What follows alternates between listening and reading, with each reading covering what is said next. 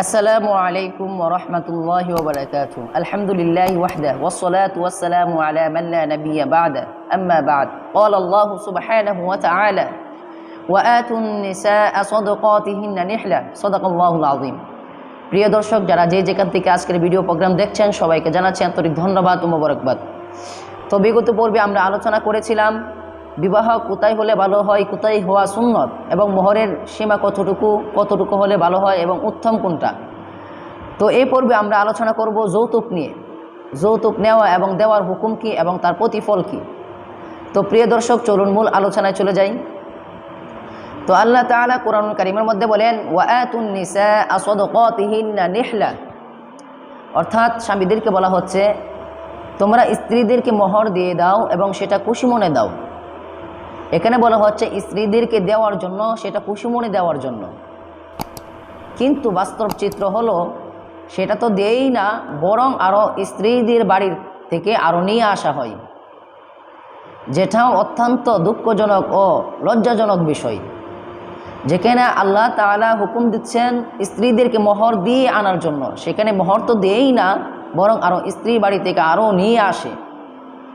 তো প্রিয় দর্শক, এটা যে করবে সে হারাম কাজ করছে। অর্থাৎ এরকমভাবে যে বিবাহ করেছে তাদের দাম্পত্য জীবনে সুখ আসবে না, সুখ আসার সম্ভাবনা নাই। কারণ তার দাম্পত্য জীবনটাকে সে, অর্থাৎ এই দাম্পত্য জীবনটা হালাল, এই হালাল বস্তুর সাথে সে একটা যৌতুক নিয়ে হালাল বস্তুটাকে হারাম সংমিশ্রণ করার কারণে হারামে রূপান্তরিত করে দিল। এক্ষেত্রে দেখা যাবে সে দিনকাল পার করতে পারবে কিন্তু সে শান্তি পাবে না। তো প্রিয় দর্শক, আল্লাহ তাআলা যৌতুককে হারাম করেছেন। এই যৌতুক হচ্ছে ইসলামের গর্হিত একটা কাজ, যেটা ইসলাম সাপোর্ট করে না, ইসলামের বাহিরেও কেউ সাপোর্ট করে না, অর্থাৎ সমাজের মধ্যেও কেউ সাপোর্ট করে না। সুতরাং যারাই যৌতুক নিয়ে বিবাহ করবে এবং করেছে তাদের জীবনে সুখ আসবে না। এক বালতি দুধের মধ্যে যদি এক মুষ্টি গোবর ফেলানো হয় এবং হালকা কিছু চেনা ফেলানো হয়, তবে কোনো রুচিশীল মানুষ কি ওই বালতির দুধ কি খাবে? সে খাবে না তো, কারণ সেটা হারাম সংমিশ্রণ হয়েছে, দুর্গন্ধ বস্তু সংযোগ হয়েছে, যুক্ত হয়েছে। তো একজন রুচিশীল মানুষ কখনো ওই দুধ খাবে না। ঠিক তদ্রূপ একজন রুচিশীল পুরুষ কখনো সে যৌতুক খাইতে পারে না, যৌতুক খাবে না, সে হালাল বস্তুর সাথে হারাম বস্তুকে সংমিশ্রণ করবে না। তো প্রিয় দর্শক, ইসলামের মধ্যে যৌতুক হারাম।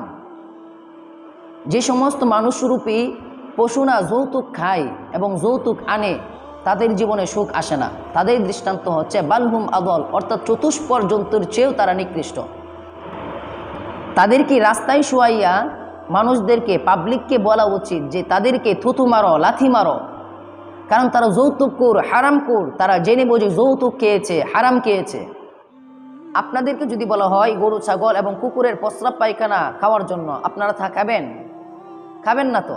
কারণ কি? কারণ হচ্ছে এটা হারাম এবং দুর্গন্ধনীয়, যেটা মানুষের কাছে অপছন্দনীয়। তো প্রিয় দর্শক, যৌতুকটা হচ্ছে এর চেয়ে আরও দ্বিগুণ নিকৃষ্ট। সুতরাং যারা যৌতুক খায়, যৌতুকখোর, যৌতুক খায়, তারা বিড়াল, কুকুর, বিড়ালের প্রস্রাব পায়খানার চেয়ে নিকৃষ্ট বস্তু খাচ্ছে। তো আল্লাহ তাআলা আমাদেরকে হেফাজত করেন এবং এগুলো থেকে বিরত থাকার তৌফিক দান। আজ পর্যন্ত যারা যৌতুক খেয়েছে এবং যৌতুক এনেছে তারা কোটিপতি হতে পারেনি, বরং এই যৌতুক আনার কারণে তার মূল যে সম্পদ ছিল ওই সম্পদও চলে গিয়েছে। কারণ এই হালাল বস্তুর সাথে সে হারাম বস্তু সংমিশ্রণ করার কারণে এটা চলে গিয়েছে। এমন নজির অনেক রয়েছে। তো এই যৌতুক আনার কারণে এবং খাওয়ার কারণে স্ত্রীর কাছে ছোট হয়ে থাকতে হয়, দারোয়ানের মতো থাকতে হয়, কর্মচারীর মতো থাকতে হয়, স্ত্রীর কথা শুনতে হয়। যারাই যৌতুক খেয়েছে এবং নিয়েছে তারা স্ত্রীর সামনে বড় গলায় কথা বলতে পারে না, স্ত্রীর সামনে কোনো কথা বলতে পারে না, উচ্চ স্বরে কোনো আওয়াজই করতে পারে না, এবং শ্বশুর বাড়িতেও গিয়ে তো বলতেই পারে না। কারণ তারা তো তাকে কিনে নিয়েছে, তাকে বিপুল পরিমাণ টাকা অর্থ দিয়েছে, যার কারণে সে চুপ থাকতে বাধ্য হয়। সে চুপ থাকতে চায় না, তারপরেও সে ভিতর থেকে চুপ হয়ে যায়। এটাই আল্লাহ তাআলার শাস্তি। এই ফাটা বাঁশের চিপার মধ্যে যে পড়েছে সেই একমাত্র বুঝতে পারে। তো আল্লাহ তাআলা আমাদেরকে এগুলো থেকে হেফাজত করেন। যৌতুক নেওয়ার উচিত শিক্ষা।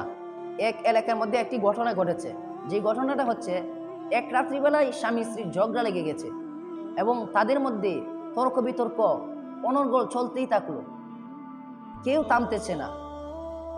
এবং স্বামী এক কথা তাকে বলে, স্ত্রী তাকে আরেক কথা বলে। এভাবে যখন চলতেই থাকলো, এক পর্যায়ে দেখা গেল স্বামীর কাছে স্ত্রী পারতেছে না।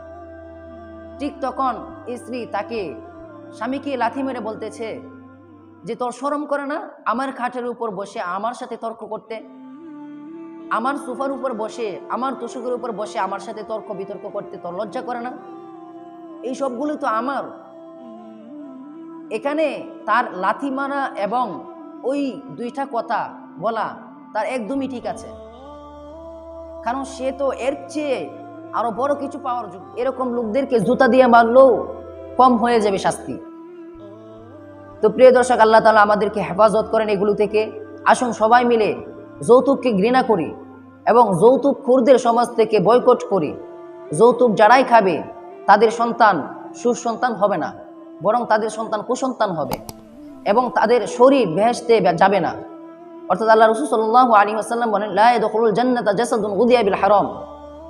যে সমস্ত শরীর হারাম বক্ষণকারী, অর্থাৎ হারাম বক্ষণ করে ওই সমস্ত শরীর জান্নাতের মধ্যে প্রবেশ করবে না। সুতরাং কিভাবে আশা করা যায় আমি সুসন্তান আশা করি? বরং এই যারা যৌতুক খাবে তাদের ঘর থেকে সুসন্তান নয়, বরং কুসন্তান বের হয়ে আসবে। তো আমরা তো কুসন্তান চাই না, সুসন্তান চাই। সুতরাং আমাদেরকে যৌতুক থেকে বিরত থাকতে হবে এবং যৌতুককে বয়কট করতে হবে। এবং আল্লাহ তাআলার যে একটা হুকুম, বিশেষ হুকুম, যে মোহর দিয়ে বিবাহ করতে হবে, অবশ্যই মোহর দিয়ে বিবাহ করতে হবে। আমি স্ত্রীকে টাকা পয়সা দিয়ে আনবো, আমি কেন শ্বশুর বাড়ি থেকে আনবো? এতে করে আমি তো শ্বশুর বাড়িতে কোনো মর্যাদা পাচ্ছি না, আমি তো বড় গলায় কোনো কথা বলতে পারছি না, কারণ আমাকে তো তারা কিনে নিয়েছে। তো আমাদেরকে এগুলো থেকে বিরত থাকতে হবে, তবে আমাদের দাম্পত্য জীবনে সুখ আসবে। আর আমরা সবাই চাই নববীর আদর্শের আলোকে সুখময় দাম্পত্য জীবন উপভোগ করতে। সেটাই যদি আমরা চেয়ে থাকি, তবে অবশ্যই আমাদের জীবনে এই সুন্নাতগুলি বাস্তবায়ন করতে হবে এবং যৌতুকহীন বিবাহ করতে হবে। আল্লাহ তাআলা আমাদেরকে হেফাজত করেন এবং সবাইকে আমল করা তৌফিক দান করেন। এ বলে আমার বক্তব্য শেষ করছি। আসসালামু আলাইকুম ওয়া রাহমাতুল্লাহি ওয়া বারাকাতুহু।